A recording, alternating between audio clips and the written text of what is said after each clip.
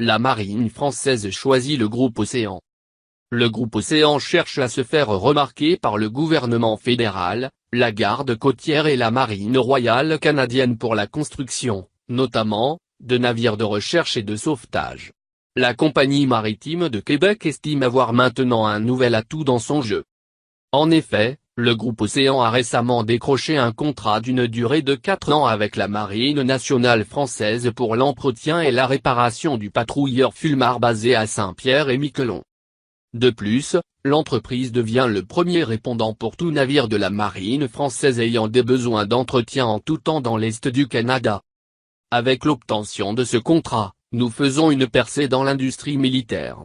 Et pour la première fois, également, nous transigeons avec une autorité militaire étrangère, explique Philippe Filion, directeur des affaires publiques et corporatives du groupe Océan.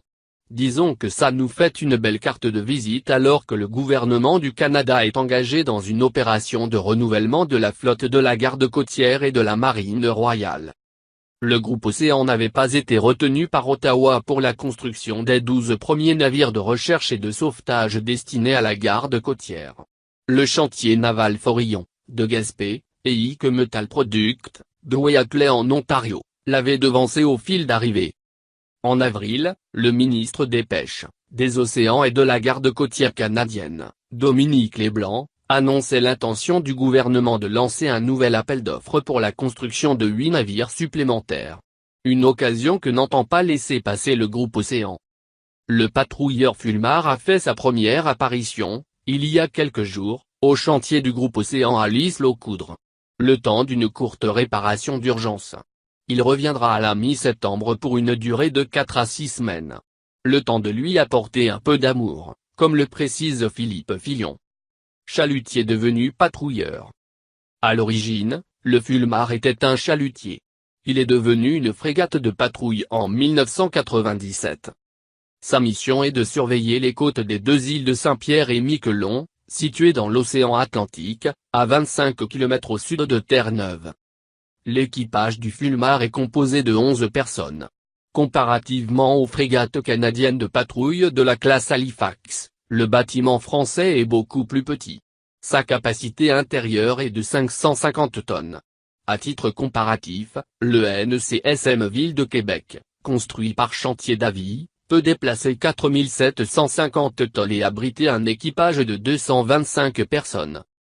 Le groupe Océan a travaillé fort pendant plusieurs années pour attirer le Fulmar à l'Isle-aux-Coudres.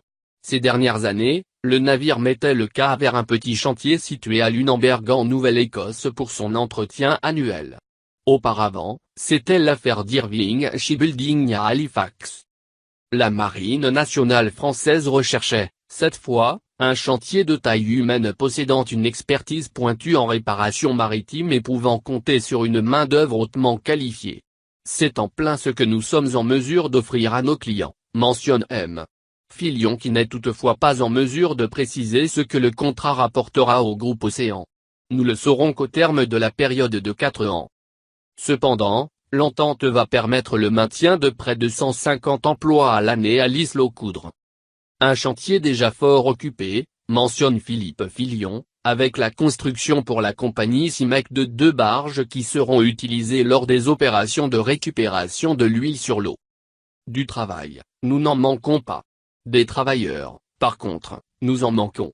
Des soudeurs-monteurs, nous pourrions en embaucher une vingtaine demain matin si nous le pouvions. En plus de son chantier à l'Isle-aux-Coudres, le groupe Océan opère un atelier de construction et de réparation à Québec. Récemment, l'entreprise qui est aussi spécialisée dans le remorquage, le transport et le dragage, a accru sa capacité de construction et de réparation navale et qui fait travailler 850 personnes, en participant à la relance du centre naval du Nouveau-Brunswick à Bacaraquet en collaboration avec le gouvernement néo-brunswickois. L'entreprise de Québec qui compte une 50aine d'employés et s'affaire à construire une cale sèche flottante.